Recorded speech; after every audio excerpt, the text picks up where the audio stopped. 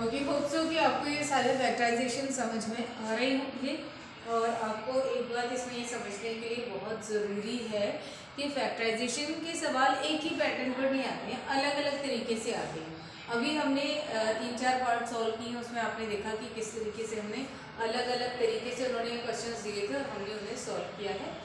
एक और तरीका है, ये उन्होंने दिया हुआ है, चलिए इसको भी सॉल्व करके देखते हैं। तो यहाँ पर देखिए, सबसे पहले जब भी आपको कोई क्वेश्चन मिलता है ना, तो समझना बहुत ज़रूरी होता है कि किस तरीके से हम इसे सॉल्व कर सकते हैं। अब यहाँ देखिए, दो ब्रैकेट्स दिए हैं होल स्क्वायर के, राइट। एक है lx minus M Y whole square, दूसरा है mx plus L Y whole square. इसमें से कुछ भी कॉमन नहीं है तो आप कॉमन नहीं निकाल सकते हो। तो हमारे पास एक ही रास्ता बचता है कि हम इनकी जो आइडेंटिटीज़ है उसको लगाकर सॉल्व करें। अब यहाँ पर ये भी ध्यान में रहना चाहिए कि आइडेंटिटीज कौन सी लगानी है हमें, राइट। अब क्योंकि होल स्क्वायर लगा हुआ है यहाँ पे, तो हमारे पास होल स्क्वायर की दो आइडेंटिटी है, एक a plus B whole square की और एक a minus B whole square की। तो यहाँ पे a minus B whole square की भी आप आइडेंटिटी लगा सकते हैं, a plus B whole square की भी आप आइडेंटिटी लगा सकते हैं।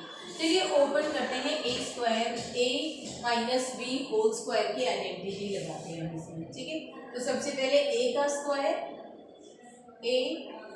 स्क्वायर, तो a में आपको यहाँ पर दो लिटरल्स दिख रहे हैं, तो क्योंकि हम इसको a का स्क्वायर लिखेंगे, आगे जाके भी हमें इसे सॉल्व करना है, तो हम इनको यहीं पर दोनों को अलग अलग स्क्वायर दे देते हैं, राइट। एक स्टेप हमारा इससे कम हो जाएगा। तो ये है a square minus 2a and b plus b का स्क्वायर। b की क्या टर्म है, एम वाई, और दोनों का ही स्क्वायर हमें करना है, राइट। जब भी दो टर्म दी होती है, दो लेटरल्स दिए होते हैं, तो अगर आपको स्क्वायर करना है, अभी यहाँ पर होता है lx का स्क्वायर। अब जब हम इसका ब्रैकेट ओपन करेंगे तो ये जो स्क्वायर है ये दोनों को मिलेगा, L square and x square, इसीलिए मैंने यहाँ पे डायरेक्टली दोनों को अलग अलग स्क्वायर दे दिया है, राइट। इसी तरीके से एम वाई पे भी मैंने अलग अलग स्क्वायर दे दिया है।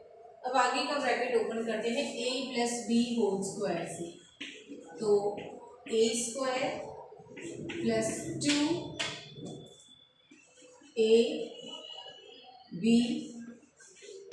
प्लस b का स्क्वायर, दोनों को अलग अलग स्क्वायर यहाँ पे भी मैं दे देती हूँ, राइट।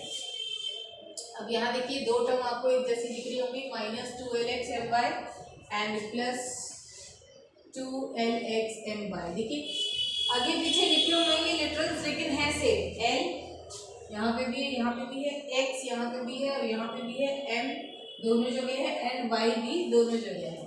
आगे पीछे लिखे हुए हैं लेकिन जो टर्म है वो सेम है, एक माइनस में टर्म है, एक प्लस में टर्म है, तो मैंने कैंसिल कर दी। उसके बाद हमारे पास चार टर्म बचती हैं, L square X square plus M square Y square plus M square X square plus L square and Y square.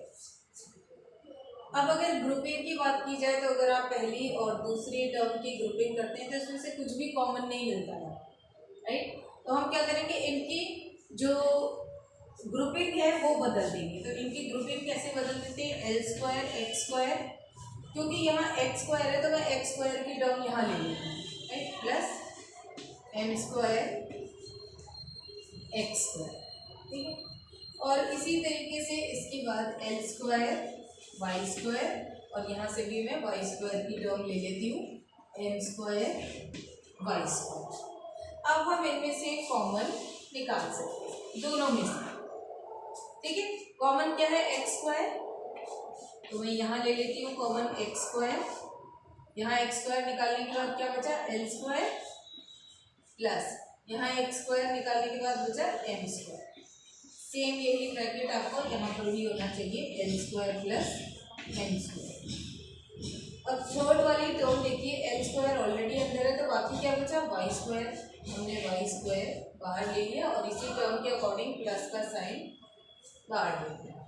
अब ओपन करके देखिए, जब आप ब्रैकेट्स बनाते हो तो फटाफट ओपन करके देख लिया करिए कि क्या हमें यही टर्म्स मिल रही हैं क्या। Y square into L square Y square plus M square Y square मिलना चाहिए। तो अब वाई स्क्वायर और एम स्क्वायर को मल्टीप्लाई करें, आपको सेम यही टर्म मिलेगी, राइट। अगर इसके बाद भी किसी को समझ में ना आए तो आप मुझे पर्सनली मैसेज कर दीजिए, मैं आपको एक बार फिर समझाने की कोशिश करूँगी। बट अदरवाइज मुझे नहीं लगता कि इस फैक्टराइजेशन में अब कुछ ऐसा है कि आप कॉमन लेना नहीं जानते या कॉमन ब्रैकेट बाहर निकालना नहीं जानते, तो ऐसे जिसमें अब आपको कोई डिफ़िकल्टी होनी नहीं चाहिए। तो मैं पहले कॉमन ब्रैकेट्स बाहर ले लेती हूँ और उसके बाद X square plus Y square.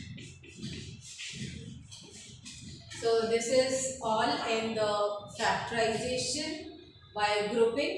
Hope so कि आपको ये टॉपिक अच्छी तरीके से समझ में आ गया होगा। मैंने आपको अभी कह दिया, अगर आपको नहीं समझ में आया है तो आप लोग मुझे पर्सनल मैसेज कर सकते हैं और पूछ सकते हैं।